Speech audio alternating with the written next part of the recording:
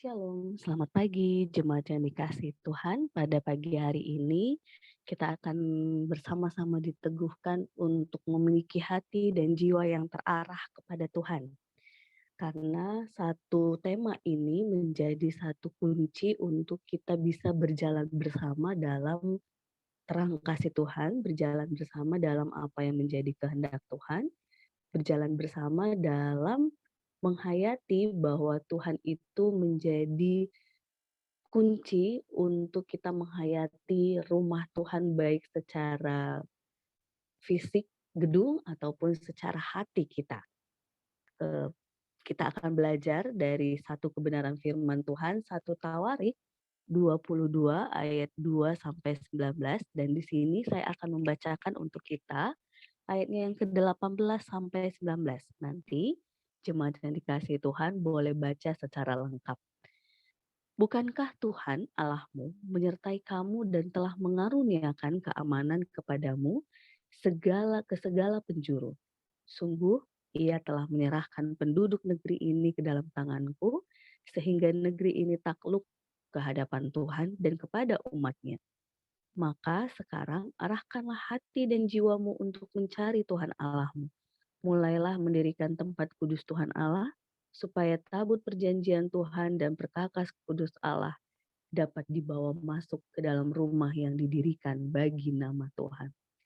Jadi jemaat yang dikasihi Tuhan, dalam bagian pembacaan hari ini kita belajar dari sikap Daud yang dengan rendah hati dengan segala keberadaannya, ia yang ditetapkan Tuhan tidak lagi memiliki kriteria yang tepat untuk membangun rumah Tuhan ataupun bait Allah, sehingga ketentuan itu ia hadapi dengan tetap berusaha memikirkan apa yang bisa ia lakukan untuk mendukung ataupun untuk tetap berusaha melakukan apa yang menjadi kehendak Tuhan dalam hidupnya, meskipun bukan ia yang melaksanakan khususnya konteks membangun rumah bait Allah. Di sini kita melihat dalam bacaan kita nanti secara lengkap, Daud memahami 3 hal jemaat yang dikasihi Tuhan. Bahwa ia tahu firman Tuhan menjadi prinsip atas seluruh tindakan Daud. Ketika Tuhan bilang bukan dia yang menjadi bagian untuk membangun bait Allah tetapi anaknya, ia dengan kerendahan hati, dengan rela hati menerima fakta, menerima realita, oh iya, bukan saya yang Tuhan tentukan, tetapi anaknya yaitu Salomo. Dengan sikap ini, ia pun mempersiapkan Salomo, bahkan tidak Salomo saja, orang-orang yang akan mendukungnya dalam membangun bait Allah, rumah Allah, agar taat kepada Allah sebagai dasar prinsip yang wajib mereka miliki.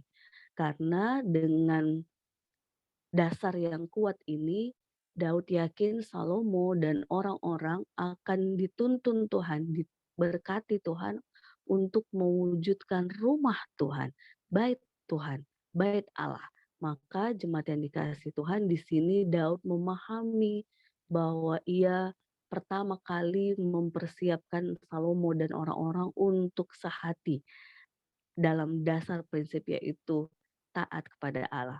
Yang ketiga, ketika ia telah mengokohkan mereka dengan hal-hal yang harus diperkuat dalam Salomo anaknya dan orang-orang pemimpin Israel saat itu, ia juga mempersiapkan material ataupun teknis yang mendukung anaknya, termasuk orang-orang yang sehati untuk bisa menolong.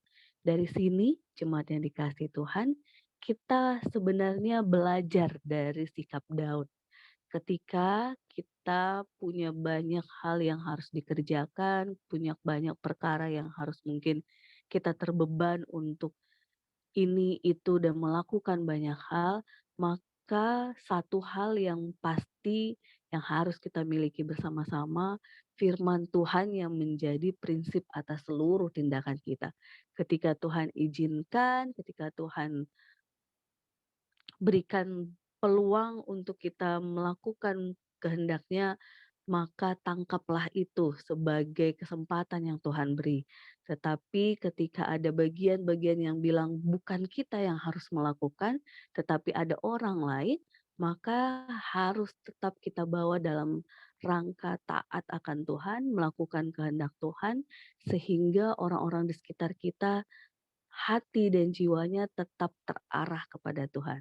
Karena seperti penutup tadi, Daud meneguhkan orang-orang di sekitarnya dengan mengingatkan mereka, seperti Tuhan sudah menyertai kehidupan mereka, maka saat ini pun mereka melakukan sesuatu yang baik, sesuatu yang berguna itu dalam rangka mengarahkan hati dan jiwa untuk mencari Tuhan Allah. Jadi bukan untuk kesombongan diri ataupun kelompok, tetapi untuk memuliakan Tuhan sehingga bait Allah, tempat kudus Allah itu dapat didirikan semuanya untuk nama Tuhan, bukan untuk nama pribadi, pribadi ataupun kelompok-kelompok.